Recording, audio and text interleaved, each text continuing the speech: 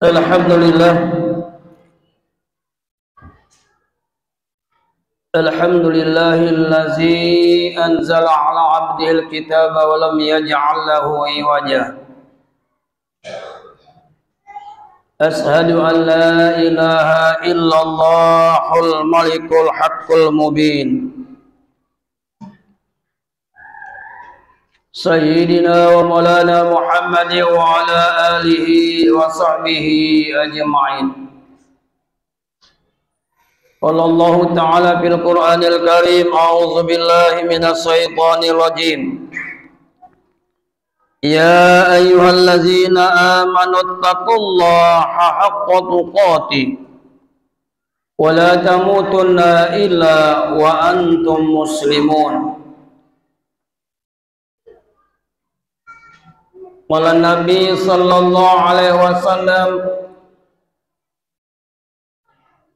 man shoma ramadhana imanan wa ihtisaban ghufira lahu ma taqaddama min dzanbi. Ma'asyiral muslimin, majelis Jumat yang berbahagia, senantiasa kita selalu meningkatkan iman dan takwa kita kepada Allah Subhanahu wa Ta'ala. Dengan jalan iman inilah akan membawa kita hidup bahagia, baik itu hidup di dunia ini maupun hidup di akhirat nanti. Salawat beriring salam kita limpahkan pada junjungan agung kita Nabi besar Muhammad sallallahu alaihi wasallam beserta para keluarga, para sahabat, pengikut dia hingga yaumil kiamah. Mudah-mudahan akan ibadah kita pada siang hari ini dan puasa kita pada hari ini diterima oleh Allah Subhanahu wa Ta'ala. Amin ya rabbal alamin. Ma'asyiral muslimin, majelis Jumat yang berbahagia, judul kita pada siang hari ini keutamaan sholat tarawih. Dikutip dari buku kitab pelengkap bersuci sholat puasa, sholawat serta surat-surat pendek dan hadis kursi. Salah satu keutamaan sholat tarawih adalah gugurnya dosa-dosa yang telah dilakukan pada waktu-waktu yang lalu. Dihapuskan dosa-dosa yang telah lalu, sebagaimana telah disebutkan sebelumnya. Melaksanakan sholat tarawih dapat menghapuskan dosa telah yang dilakukan pada waktu-waktu yang lalu.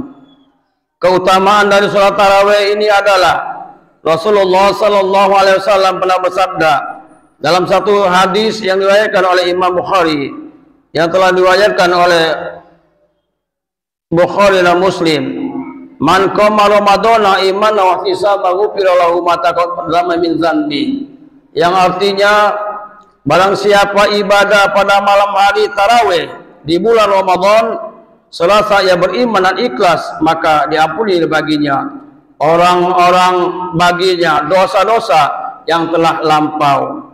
Hadis riwayat Bukhari dan Muslim.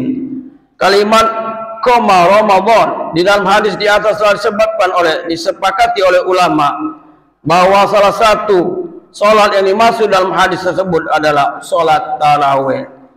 Salat tarawih ibarat salat sepanjang malam. Keutamaan lain dari salat tarawih adalah melaksanakan ibadah salat tarawih dianggap seperti melaksanakan ibadah salat sepanjang malam secara penuh berjamaah. Ma'asyiral muslimin, majelis Jumat yang berbahagia, keutamaan salat tarawih terbuat dalam hadis yang berbunyi sebagai berikut: man qama ma'al iman hatta yansuru fi kitaballah qiyamah lail, yang artinya barang siapa yang ikut, yang melaksanakan salat tarawih berjamaah bersama imam sampai selesai, maka baginya akan dicatat seperti salat semalaman suntuk atau penuh. Hadis riwayat Abu Daud dan Tirmizi. memperoleh banyak kebaikan. Dalam suatu riwayat Rasulullah SAW pernah ditanyakan tentang keutamaan dari sholat tarawih.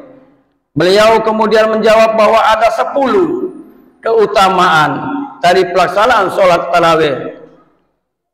Di 10 yang pertama, orang yang melakukan sholat tarawih akan diampuni dosa-dosa oleh Allah Subhanahu wa Ta'ala, sehingga dirinya suci seperti ketika dilahirkan pertama kali oleh ibunya.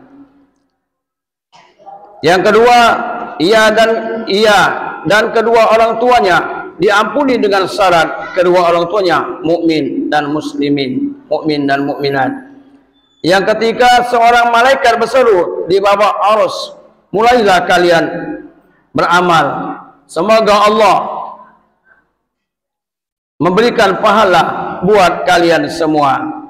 Yang keempat, pengamalan sholat tarawih akan memperoleh pahala seperti pahala membaca kitab Taurat, Injil, Zabur, dan Al-Quran.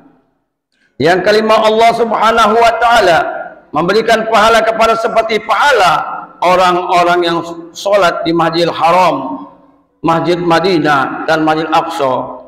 Yang keenam, Allah Subhanahu wa Ta'ala memberikan pahala kepada orang-orang melaksanakan sholat tarawih seperti pahala orang yang bertawaf di Baitul Ma'mur. Kemudian dia juga akan dimohonkan ampun oleh setiap batu dan cadas. Ma'asyiral muslimin, majelis Jumat yang berbahagia, selanjutnya seolah-olah ia mencapai derajat Nabi Musa dan kemenangan atas Fir'aun dan pengikutnya.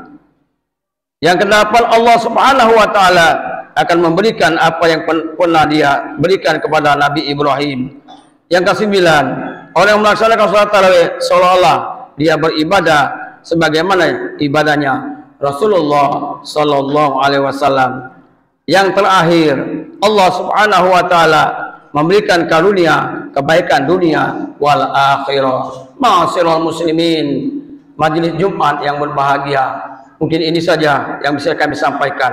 Mudah-mudahan Allah Subhanahu wa Ta'ala memberikan kita kekuatan, kesehatan, kebahagiaan di dunia wal akhirah. Fatazawwadu fa inna khaira zadi taqwa. Sebaik-baik kamu bekal adalah bertakwa kepada Allah Subhanahu wa Ta'ala. Amin ya rabbal alamin. A'udzubillahi minasyaitonir rajim.